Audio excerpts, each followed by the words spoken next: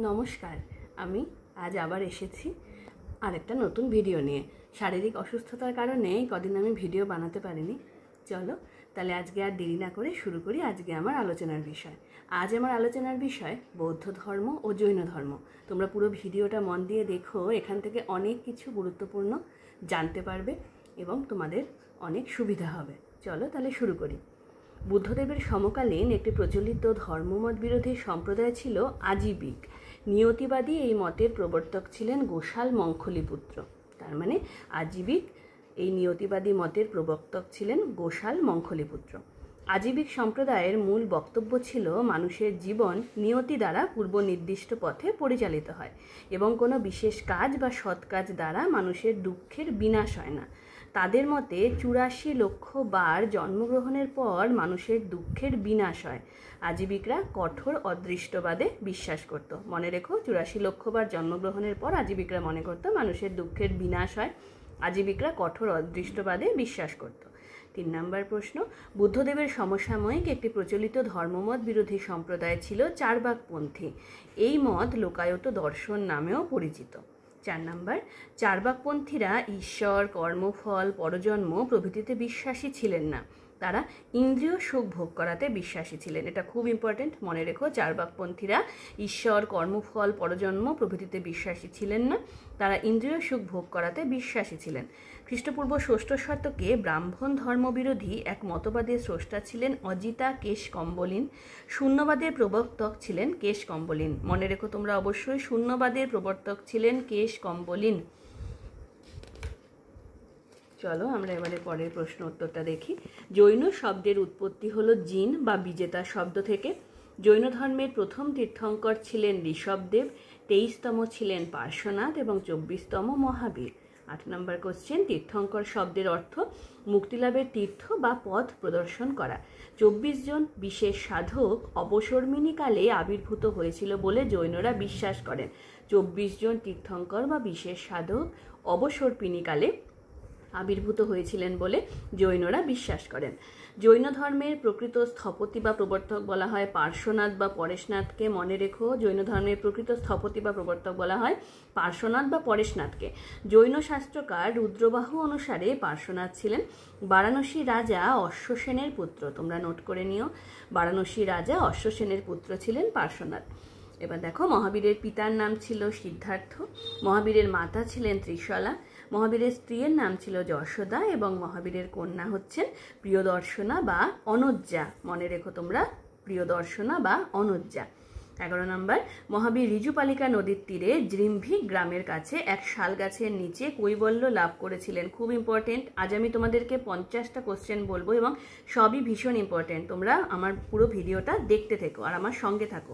মহাবীর ঋজুপালিকা নদীর তীরে জৃম্ভিক গ্রামের কাছে এক শাল গাছের নিচে কৈবল্য লাভ করেছিলেন। 12 নম্বর, মহাবীরের সাধনার প্রথম 6 বছরে তার সঙ্গী ছিলেন গোশাল মঙ্খলিপুত্র। পরের কোশ্চেন, জৈন ধর্মে কর্মফল থেকে মুক্তিলাভের একমাত্র পথ হলো ত্রিরত্ন পালন। জৈন ধর্মে ত্রিরত্ন হলো সম্যক দর্শন, সম্যক জ্ঞান এবং সম্যক চরিত্র। ত্রিরত্নকে বলা হয় সিদ্ধশিলা নামে পরিচিত। ত্রিরত্ন সিদ্ধশিলা নামে পরিচিত। 14 নম্বর, জৈন ধর্মে মোক্ষ হলো আত্মার কৈবল্য লাভ বা পূর্ণতা লাভ। জৈন ধর্মে মোক্ষ হলো আত্মার কৈবল্য লাভ বা পূর্ণতা লাভ।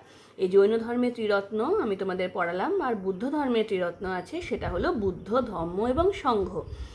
15 নম্বর কোশ্চেন, মহাবীরের মৃত্যুর পর জৈন সংঘের অধ্যক্ষ হন ইন্দ্রভূতি। মনে রেখো, ভীষণ ইম্পর্টেন্ট এটা। মহাবীরের মৃত্যুর পর জৈন সংঘের অধ্যক্ষ হন ইন্দ্রভূতি। 16 নম্বর, মগধরাজ বিম্বিসার জৈন ধর্মে অনুরাগী ছিলেন। মগধরাজ বিম্বিসার জৈন ধর্মে অনুরাগী ছিলেন। 17 নম্বর, দিগম্বর সাধকরা মূল জৈন ধর্মের নির্গ্রন্থ নীতি মেনে চলার সমর্থক ছিলেন। বস্ত্র পরিধান তাদেরকে সংসারের সঙ্গে গ্রন্থিবদ্ধ করবে, এই কারণে তারা বস্ত্রহীন থাকায় ধর্মের দিক দিয়ে প্রয়োজন মনে করত।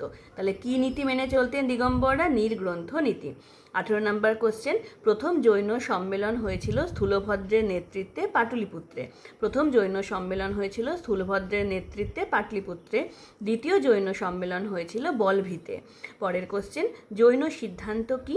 শ্বেতাম্বর শ্রমণরা 5ম ষষ্ঠ শতাব্দীতে বলভিনগরে মিলিত হয়ে স্থবির দেবর্ধির নির্দেশে যে জৈন শাস্ত্র সংকলিত করেছিল তা জৈন সিদ্ধান্ত নামে পরিচিত। তোমরা অবশ্যই এটা নোট করে নিও। চলো পরের কোশ্চেন 20 নাম্বার, ভদ্রবাহু রচনা করেছিলেন কল্পসূত্র গ্রন্থ। খুব ইম্পর্টেন্ট, কল্পসূত্র গ্রন্থ কে রচনা করেন? ভদ্রবাহু। পরের কোশ্চেন, দক্ষিণ ভারতে জৈনদের প্রধান ধর্মকেন্দ্র ছিল শ্রাবণ বেলগোলা। এটা ভীষণ ইম্পর্টেন্ট, দক্ষিণ ভারতে জৈনদের প্রধান ধর্মকেন্দ্র ছিল শ্রাবণ বেলগোলা। পরের কোশ্চেন, বুদ্ধদেবের পিতার নাম ছিল শুদ্ধোদন, বুদ্ধদেবের মাতা ছিলেন মায়াদেবী, বুদ্ধদেবের স্ত্রীর নাম যশোধরা বা গোপা এবং বুদ্ধদেবের পুত্রের নাম রাহুল। আচ্ছা, মহাভিনিষ্ক্রমণ কি? 29 বছর বয়সে, মনে রেখো 29 বছর বয়সে পুত্র রাহুলের জন্মগ্রহণের দিন শুধুমাত্র পরিধেয় বস্ত্র সম্বল করে সিদ্ধার্থ রাজপুরী ত্যাগ করে পরিব্রাজকের জীবন গ্রহণ করেন।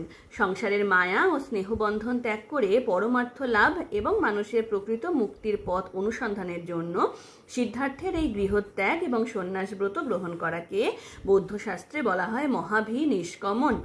পরের কোশ্চেন, সিদ্ধার্থ গৃহত্যাগের পর প্রথম, মনে রেখো, আলারা কালামা নামক এক সাধকের সংস্পর্শে এসেছিলেন। এটা ভীষণ ইম্পর্টেন্ট। সিদ্ধার্থ গৃহত্যাগের পর প্রথম কার সংস্পর্শে আসেন? আলারা কালামা নামক এক সাধকের সংস্পর্শে এসেছিলেন। পরের কোশ্চেন, বুদ্ধদেব বর্তমান গোরখপুর জেলার কুশীনগরে আনুমানিক 486 খ্রিস্টপূর্বে নির্বাণ লাভ করেন। সে সময় মগধের শাসক ছিলেন অজাতশত্রু। আচ্ছা, পরের কোশ্চেন, অষ্টাঙ্গিক মার্গ তোমরা জানো, তাও আমি আরেকবার বলে দিচ্ছি। সদ্বাক্য, সৎকার্য, সৎজীবন, সৎচেষ্টা, সৎচিন্তা, সৎসংকল্প, সদৃষ্টি এবং সৎসমাধি বা সম্যক সমাধি। বুদ্ধদেব অনুসারে দুঃখ থেকে মুক্তি লাভের অর্থাৎ নির্বাণ লাভের জন্য এই 8টি পথ অনুসরণ করা উচিত। এই 8টি মার্গের প্রথম 3টির অনুশীলন, একদম মনে রেখো এটা, 8টি মার্গের প্রথম 3টির অনুশীলন হচ্ছে দৈহিক সংযম, পরের 3টির অনুশীলন হচ্ছে মানসিক সংযম দান করে এবং শেষ 2টি মার্গ বুদ্ধিবৃত্তির বিকাশ ঘটায়। তাহলে প্রথম 3টির অনুশীলন দৈহিক সংযম দান করে, পরের 3টির অনুশীলন মানসিক সংযম দান করে এবং শেষ 2টি মার্গ বুদ্ধিবৃত্তির বিকাশ ঘটায়। এটা খুব কোশ্চেন আসতে পারে, মনে রেখো তোমরা। পরের কোশ্চেন, বৌদ্ধ সন্ন্যাসী এবং সন্ন্যাসিনীদের ভিক্ষু এবং ভিক্ষুণী নামে অভিহিত করা হতো। 28 নাম্বার, পালিকা মা গৌতমীর অনুরোধে বুদ্ধদেব মহিলাদের ভিক্ষু হওয়ার ও সঙ্ঘে যুক্ত হওয়ার অধিকার দিয়েছিলেন। মনে রেখো, পালিকা মা গৌতমীর অনুরোধে বুদ্ধদেব মহিলাদের ভিক্ষু হওয়ার আর সঙ্ঘে যুক্ত হওয়ার অধিকার দিয়েছিলেন। কার অনুরোধে বুদ্ধ অধিকার দেন? এটা কোশ্চেন আসতে পারে। পরের কোশ্চেন, বৌদ্ধ সংঘে প্রবেশের প্রথম পর্যায়ে প্রবজ্জা নিতে হতো। প্রবজ্জা গ্রহণকারী নবাগতকে বলা হতো শ্রমণ। প্রবজ্জা গ্রহণকারী নবাগতকে বলা হতো শ্রমণ। অন্তত 12 বছর গুরুর অধীনে থেকে বুদ্ধ নির্দেশিত পথে শিক্ষা গ্রহণ, ধ্যানাভ্যাস ও আত্মপ্রস্তুতির অনুশীলনের পর শ্রমণ প্রবেশ করত ভিক্ষু জীবনে। আচ্ছা, এবার দেখো পরের কোশ্চেন, ভিক্ষুদের পালনীয় 10টি শীল বা আচরণ হলো হত্যা, চুরি ব্যভিচার, অসত্য ভাষণ, বৈকালিক আহার, নৃত্যগীত উপভোগ, মালাচন্দন ও সুগন্ধি ব্যবহার, সুখসজ্জা গ্রহণ এবং মহার্ঘ অলঙ্কার পরিহার করা। তোমরা এটা নোট করে নিও। পরের কোশ্চেন, গৃহী বিনয় কি? বুদ্ধদেব কর্তৃক গৃহীদের জন্য পালনীয় যে নিয়ম সেগুলিকে গৃহী বিনয় বলা হতো। এর মাধ্যমে কি হতো? গৃহীরা সংসার জীবনের মধ্যে থেকেও সৎ জীবনচর্চার মাধ্যমে মুক্তি লাভে সমর্থ হবে বলে বুদ্ধদেব শিক্ষা দিতেন। পরের কোশ্চেন, বুদ্ধদেব জনগণের মুখের ভাষা মাগধী প্রাকৃততে ধর্মপ্রচার করতেন। মনে রেখো, বুদ্ধদেব জনগণের মুখের ভাষা মাগধী প্রাকৃততে ধর্মপ্রচার করতেন। আর বলা হয় যে মহাবীর ধর্মপ্রচার করতেন পালি ভাষায়। বুদ্ধদেব ধর্মপ্রচার করতেন প্রাকৃত ভাষায় এবং মহাবীর ধর্মপ্রচার করতেন পালি ভাষায়। মগধরাজ বিম্বিসার এবং অজাতশত্রু বুদ্ধের শিষ্যত্ব গ্রহণ করেছিলেন। মগধরাজ বিম্বিসার এবং অজাতশত্রু বুদ্ধের শিষ্যত্ব গ্রহণ করেছিলেন। পরের কোশ্চেন, বুদ্ধের প্রখ্যাত 2 মহিলা শিষ্য হচ্ছেন বৈশালীর একজন প্রসিদ্ধ নগরবধূ বা রাজনর্তকী আম্রপালি এবং একজন ধনী শ্রেষ্ঠীর পুত্রবধূ এবং বৌদ্ধ ধর্মের ইতিহাসে মহা উপাসিকা নামে পরিচিত গৃহবধূ বিশাখা।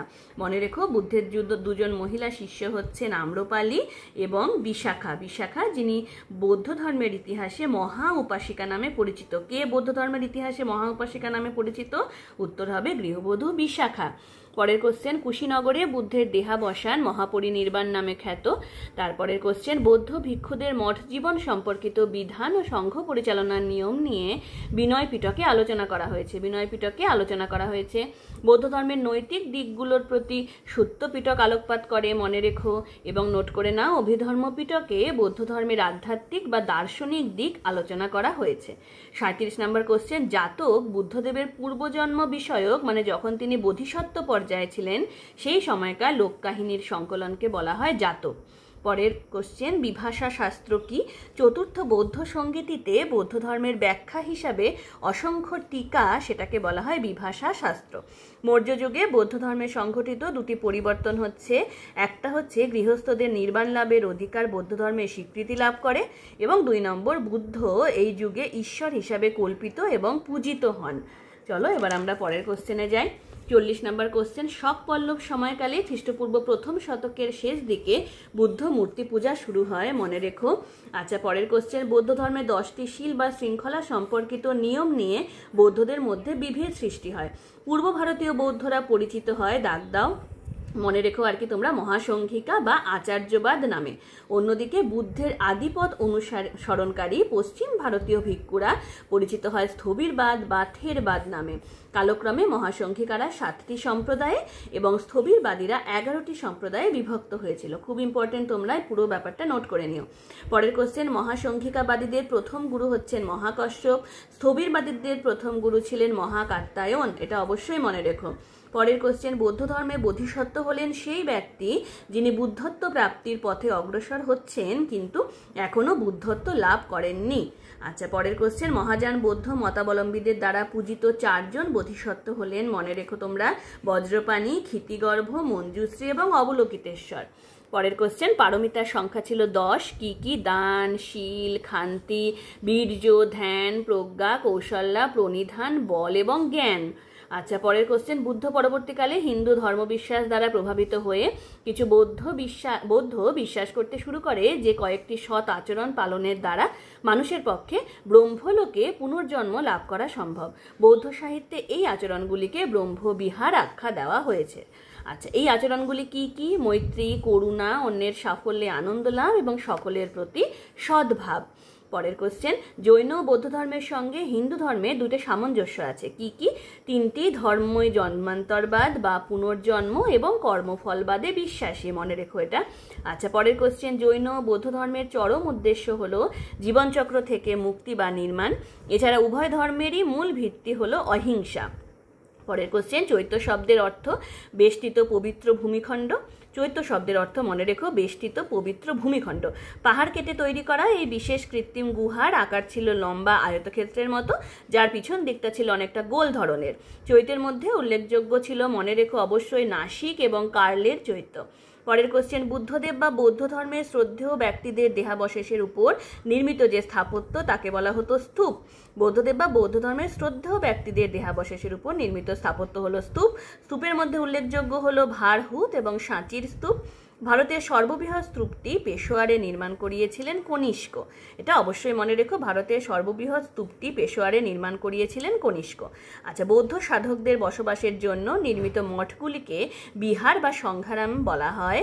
তাহলে বৌদ্ধদের সাধকদের বসবাসের জন্য যে নির্মিত মঠগুলি সেগুলিকে বলা হয় বিহার বা সংঘারাম। আর আমার লাস্ট কোশ্চেন, বৌদ্ধ শ্রমণদের পোশাক পরিচিত ছিল কাঁসায় নামে।